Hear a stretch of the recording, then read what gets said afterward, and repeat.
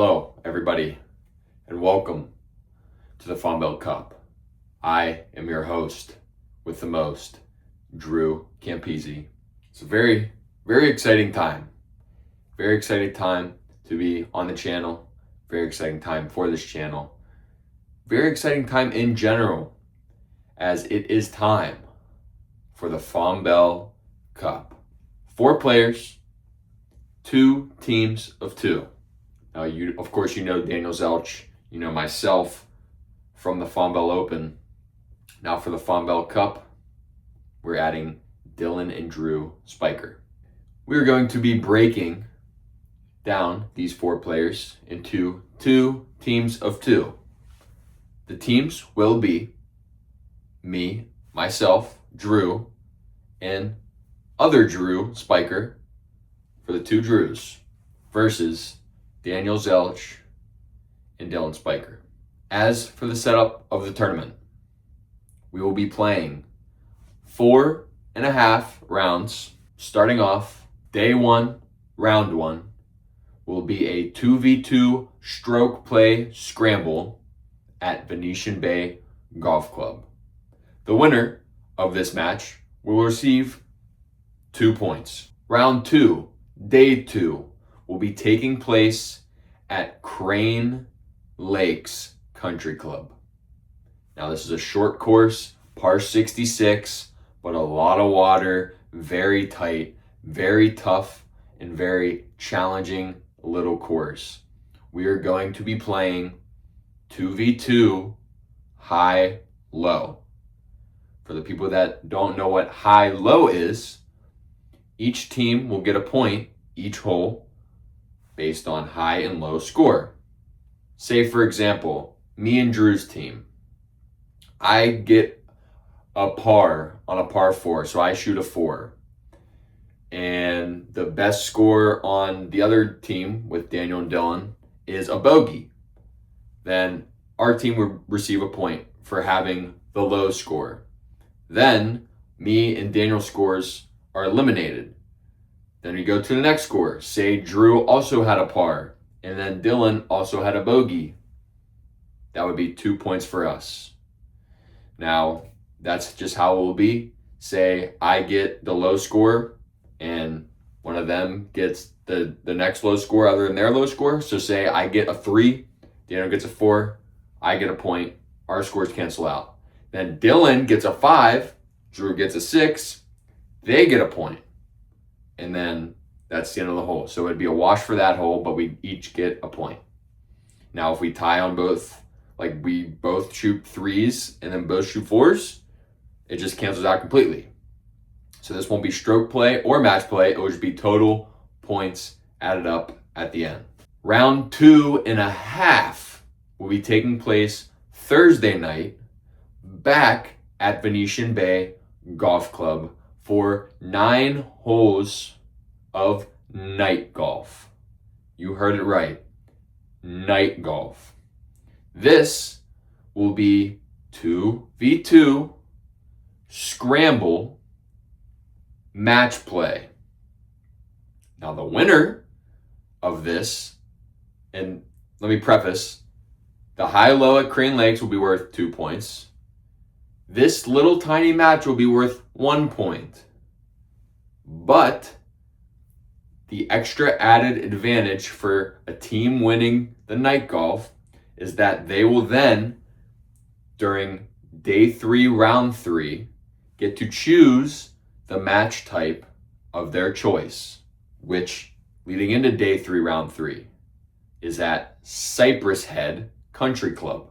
And again, the stipulation for this round will be whoever wins night golf gets to choose the stipulation for the next round.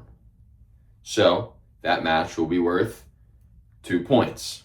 They can choose scramble, shamble, high-low, best ball, whatever they want to. Match play, stroke play, it does not matter. Whatever they want to choose, it will be up to them to choose. Will also be worth 2 points. So that is a total of 7 points so far. Hopefully the matches are close by the end. With that being said, this then leads to round 4, day 4 at Twin Rivers Golf Club. This setup will be 1v1 match play on both teams.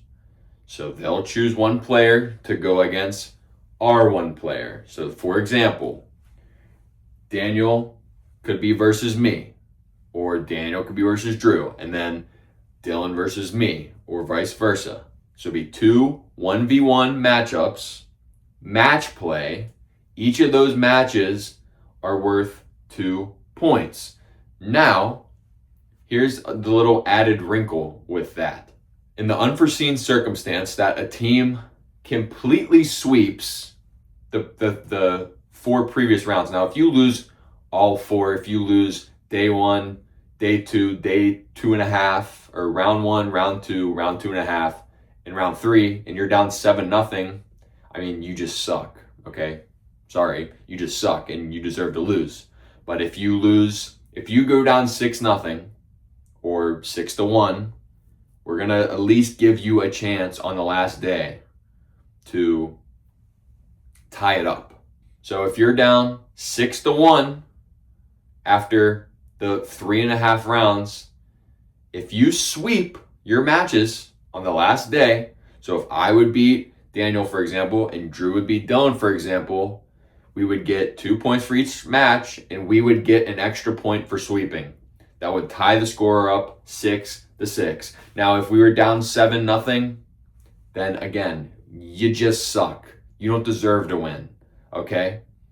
But that at least gives, hopefully, as long as the team's not absolutely terrible, it at least gives both teams, if they're down, some incentive. If they're down really bad. Now, if they're getting swept, then again, that's their fault. You had 3.5 rounds to do something. If you haven't done something already, then you don't deserve to be playing. Like, you don't deserve to have a chance at the end.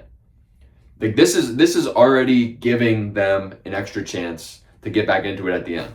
Now, playoff wise, we'd probably just have to go to some sort of sudden death whole playoff, stroke playoff. We'd have to decide that. We'd have to talk about that with our league mates, and that would be a day of decision, and a Fombell Cup decided upon decision. We might be short on time on day 4 morning. We might be short on time. Now, each video for each round will be split into 2 parts, with exception of round 2.5. So round 1 will be split into 9-hole videos.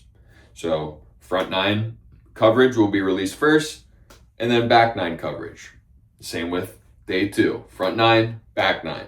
Now day 2.5, round 2.5 will just be a full 9 holes. And then round 3, front 9, back 9. Round 4, it will be front 9, back 9. Now, there's no agreed upon pot for the Fombell Cup as of now.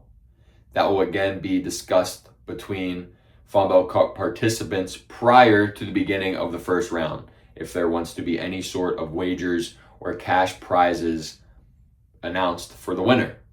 But what the winner will receive is the first ever Fombell Cup champion title and the first ever Fombell Cup trophy, which will be presented to the winner following the final round.